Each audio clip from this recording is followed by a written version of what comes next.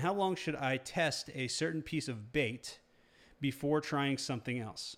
I'm not getting the response I wanted for my criminal defense cheat sheet. Okay, so there's a couple things you need to think about. First of all, whenever I figure out, whenever I test a few pieces of bait, what I actually look at before anything is I look at what's my cost per acquisition, or cost per lead, I should say. So, what I look at is, how much money does it cost me to get somebody to download this thing?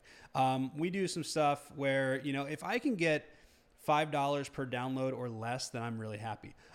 If you're in a more competitive market, then it's going to be, or I should say maybe not more competitive, but less prevalent market. Like, so for example, we have a client who he's trying to get traumatic brain injury cases. So we have a cheat sheet that we created that's helping caregivers who are caring for loved ones that have a traumatic brain injury. So there's a lot fewer of those types of people. So like, for example, we can get motorcycle safety guys, we can get $1 per download, but traumatic brain injury caregivers guys, we're averaging like $15 to $20 per download. Some days we hit like $30 to $40 per download. So what you kind of have to look at is you have to look at how big is the market, and then are you accurately targeting that market? And then if you know that you've done a really good job targeting your market, and you're getting a lot of feedback from the types of people, like if you're getting, comments and things like that on the post, from the types of people that you're targeting, but it's not getting downloaded, then it's time to possibly try something else. Another thing that I would do before trying something else is I would try a different headline. Because a lot of times, if you follow the how to without guide, which is basically how to, and then insert the thing people want without insert the thing that they fear. So if you're criminal defense, pretty much everybody wants to avoid going to jail. I think that's probably like number one for most people. So, if we figure out what are some of the things they want, they want to avoid ruining their reputation. If they got a DUI, maybe they want to avoid losing their license.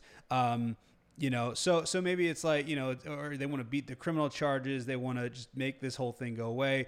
A lot of people will probably say, I just want to get my life back. I want to get, put this behind me, all that type of stuff. So you can kind of start testing different headlines that talk about how to avoid the thing that they fear. The biggest fear is usually going to be going to jail. So basically how to beat your DUI charge without ruining your reputation or going to jail, right? And then you can you can test the different headlines. So test like, how to avoid going to jail after DUI charge and save your reputation. And basically what you can do, because a lot of times it's not the cheat sheet that's the problem. The reality is most people don't read the cheat sheet. Just think about how many ebooks and white papers and things like that you have in your downloads folder that you've never actually downloaded.